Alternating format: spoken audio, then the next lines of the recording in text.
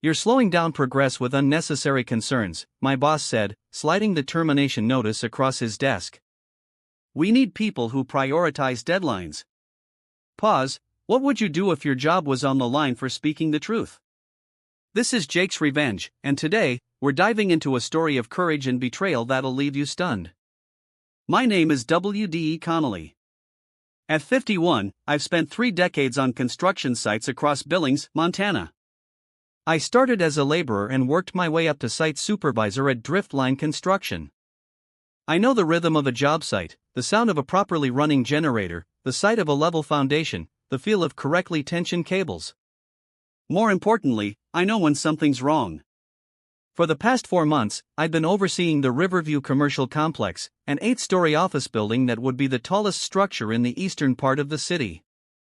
The project was already behind schedule when they brought in Justin Hawkins, a 30-something project manager fresh from some fancy firm in Seattle.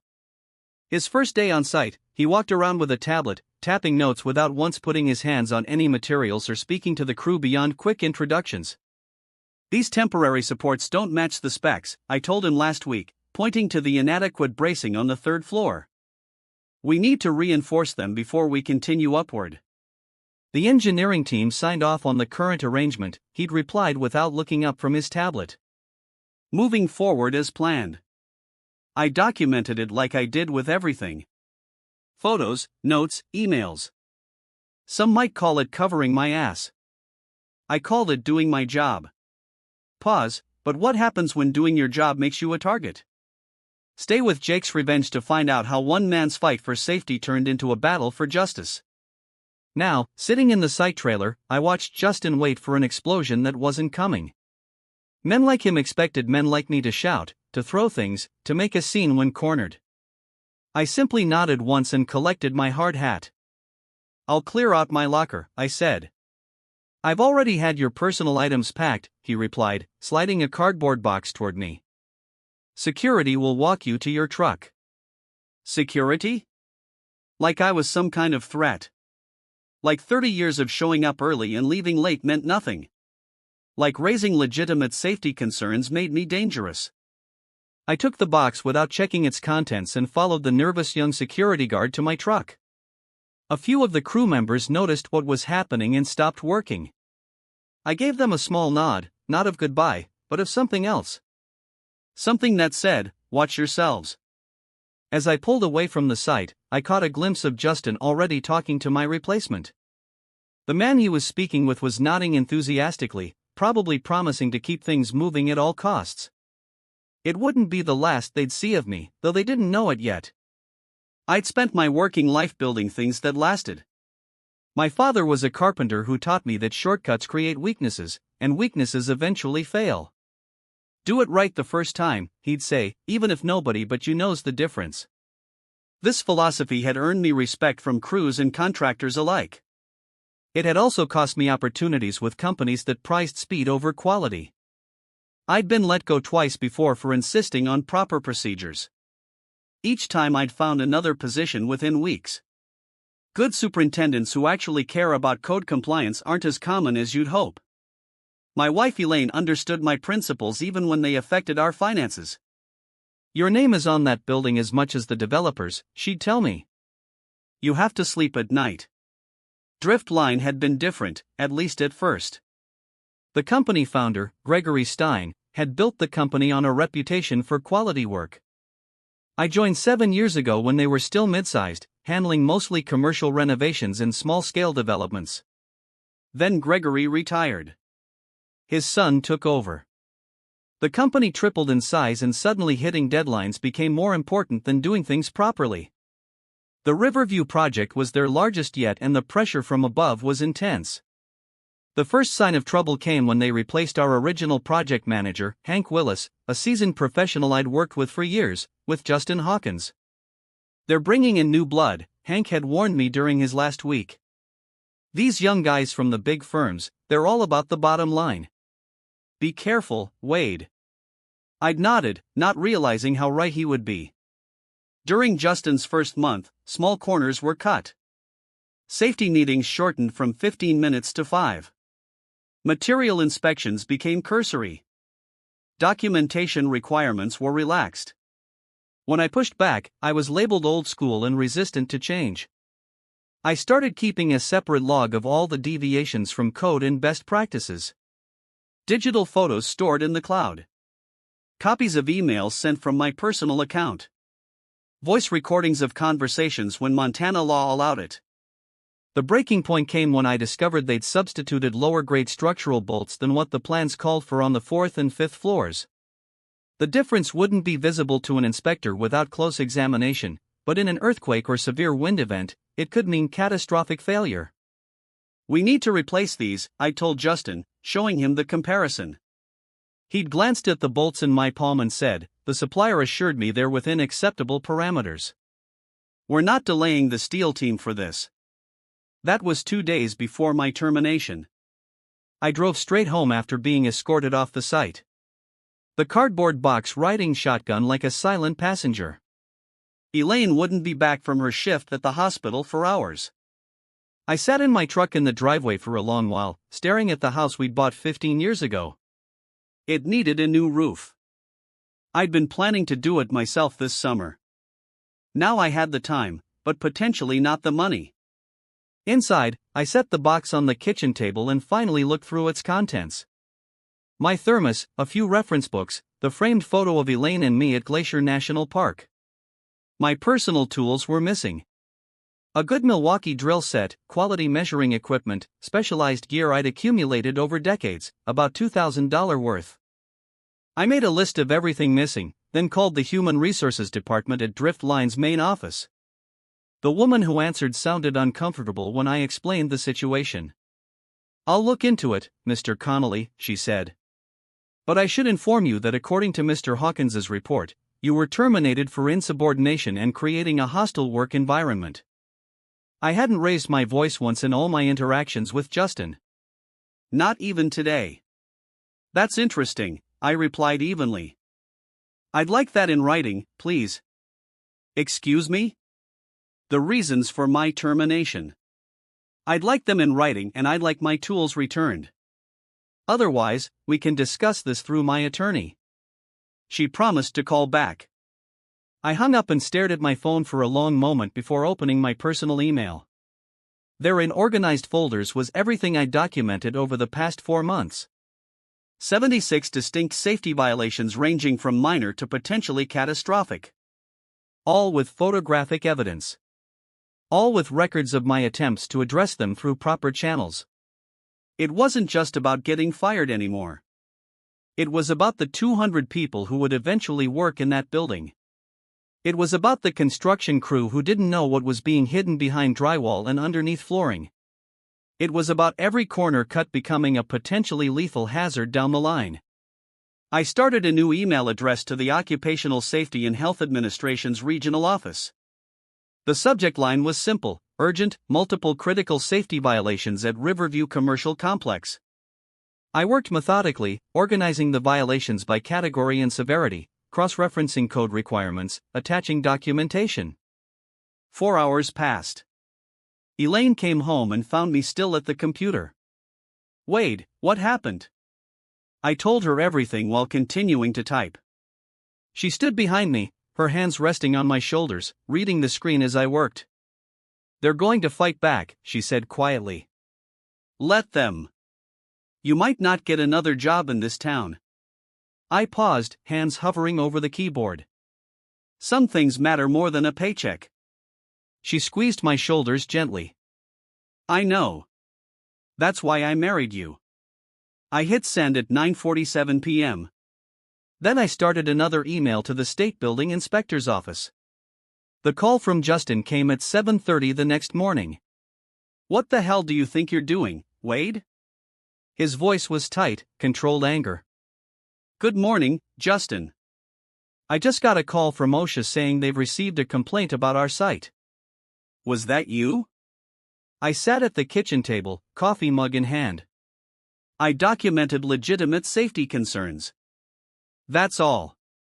You were fired for causing problems and now you're proving me right." His voice dropped to something almost like reason.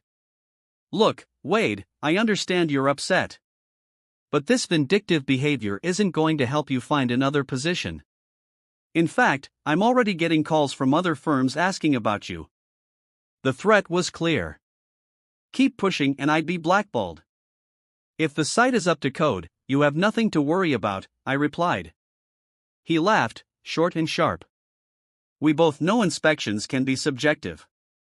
One person's violation is another's acceptable variance. But what's not subjective is how the industry views disgruntled employees who try to sabotage projects after being terminated. Is that what happened to my tools? I asked. Sabotage? A pause. What tools? The ones not returned with my personal effects. I've already filed a police report for theft. That wasn't true yet, but his reaction told me everything. You know what? Keep the tools. Consider it severance, but drop this OSHA nonsense before you hurt yourself.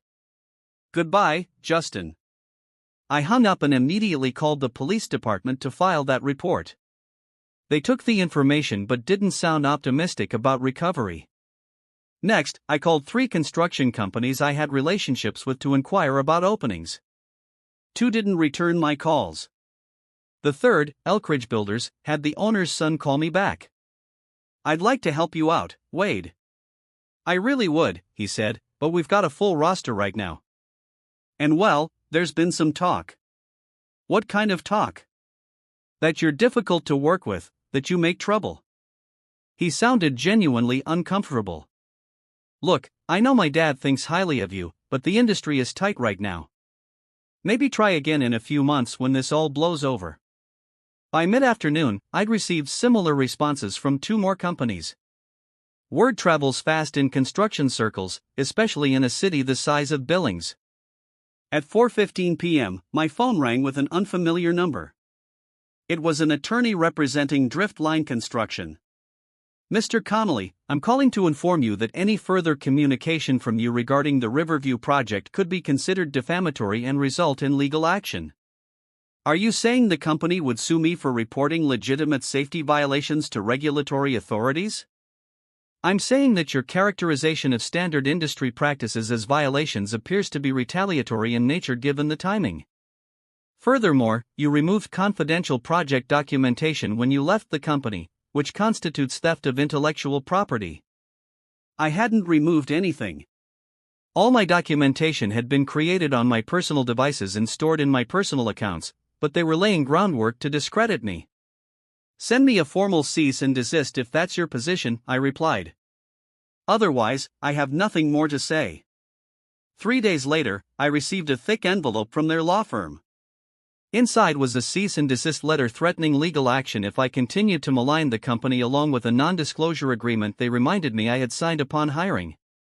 I hadn't signed any such document, but fighting this would require an attorney I couldn't currently afford. They were trying to bury me before the inspectors even arrived at the site. A week after my termination, I was sitting in a diner downtown when Franklin Weber slid into the booth across from me. Frank had been my electrical foreman on the Riverview project, and we'd worked together on and off for 15 years. This is probably a bad idea, he said, glancing over his shoulder. Probably. I pushed my coffee cup aside. How are things at the site? Crazy. Justin's got everyone working overtime to fix the issues before the OSHA inspection. They've scheduled it for next Monday. I nodded. They're replacing the bolts and reinforcing the supports you flagged. But here's the thing, Wade. He leaned forward, lowering his voice. It goes deeper than what you saw. They've been falsifying materials documentation for months. Remember those concrete samples that failed the strength test back in February? I remembered. The first pour for the foundation had shown concerning results, but Justin had assured everyone that subsequent tests came back fine. They never retested, Frank continued. They just changed the paperwork. Same with the fire rating on some of the materials. The manufacturer sent a notice about a batch being below spec, but it was buried. My stomach tightened. How do you know this? Donna, in purchasing. She's been keeping her own records because she was worried about liability. When she heard you got fired, she came to me. He slid a flash drive across the table. Copies of the original documentation versus what was submitted to the inspectors. I stared at the small black device, not reaching for it immediately. Why are you doing this, Frank?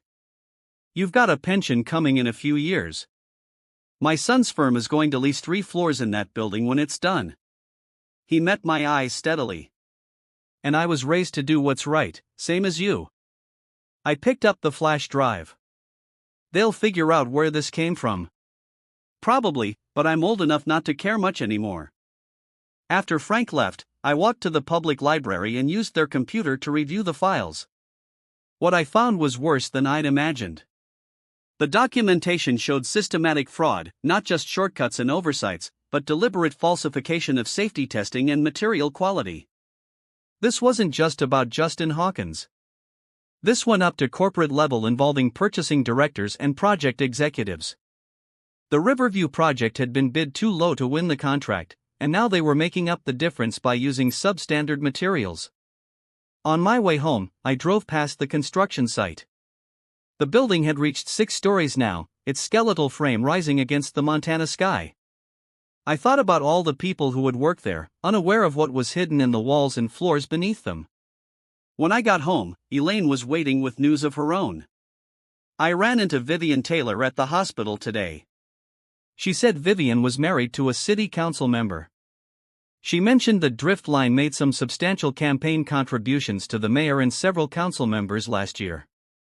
Right before they got fast-tracked approval for the Riverview zoning variance. The pieces were falling into place.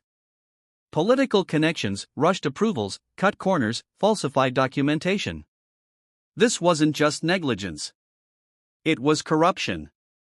I called my contact at OSHA that evening and left a voicemail explaining that I had additional documentation that needed to be reviewed before the inspection. Then I forwarded everything from Frank to both OSHA and the State Building Inspector's office. The next morning, I received an unexpected call from Gregory Stein, the retired founder of Driftline Construction. "We need to talk, Wade," he said, his voice grave. "This goes deeper than you know." I met Gregory at his lakeside home 30 miles outside the city. At 72, he still had the weathered hands and straight posture of a man who'd spent decades on construction sites before moving into management. "I never should have let my son take over," he said as we sat on his deck overlooking the water. "Thomas always cared more about growth than quality, but I never thought he'd go this far." "You know about the falsified documentation?" I asked. Gregory nodded. "I've been hearing things from old contacts. When your OSHA complaint hit, several people called me." He took a sip of his coffee. "What you don't know is that Riverview isn't just another project for Driftline. It's the cornerstone of their bid for the new hospital expansion. That's a $100 million contract." I understood now why they'd reacted so strongly to my complaint. If OSHA found serious violations at Riverview, they'd lose any chance at the hospital project. "I've been collecting information, too," Gregory continued. "Thomas doesn't know I still have access to certain company accounts. I've documented irregular payments to city inspectors, the altered test results, everything." He fixed me with a steady gaze. "I built that company on my reputation. I won't let them destroy it or build death traps with my name attached." We spent 2 hours planning our next steps. Gregory would approach the board of directors with his evidence, forcing internal action. Meanwhile, I would work with OSHA to ensure the inspection was thorough and couldn't be circumvented. The next day, I received a call from a journalist at the Billings Times. Somehow, she'd heard about the OSHA complaint. "I'm working on a story about construction safety oversight," she explained. "Your name came up as someone with concerns about the Riverview project." I was careful with my words. "I can confirm that I reported safety issues through proper channels. Beyond that, I can't comment on an ongoing investigation. We've heard rumors about falsified safety documentation." "Can you confirm that?" "Someone was leaking information, probably from the city offices." "I would encourage you to request public records related to the project's approvals and inspections." "That's all I can say for now." The article ran 3 days later, not naming me directly, but mentioning serious allegations from a former site supervisor regarding structural integrity and documentation practices. By that afternoon, the mayor's office had issued a statement expressing full confidence in the city's building inspection process and promising transparent cooperation with regulatory authorities. The next morning, I got a text from Frank. OSHA here now. Not scheduled inspection. Multiple inspectors. I smiled. The article had accelerated things. 2 hours later, Gregory called. The board has called an emergency meeting for tomorrow. I'm presenting everything. How's Thomas taking it? He doesn't know yet. He's at the site dealing with the OSHA situation. Everything was coming together faster than we'd anticipated. That evening, a courier delivered an envelope to my house. Inside was a formal offer of employment from Bridgewell Contracting, a respected firm based in Bozeman with a satellite office in Billings. The owner was an old friend of Gregory's, though the letter didn't mention that connection. Just before midnight, my phone buzzed with a text from Frank. Jay terminated effective immediately. Corporate team on site taking over project management.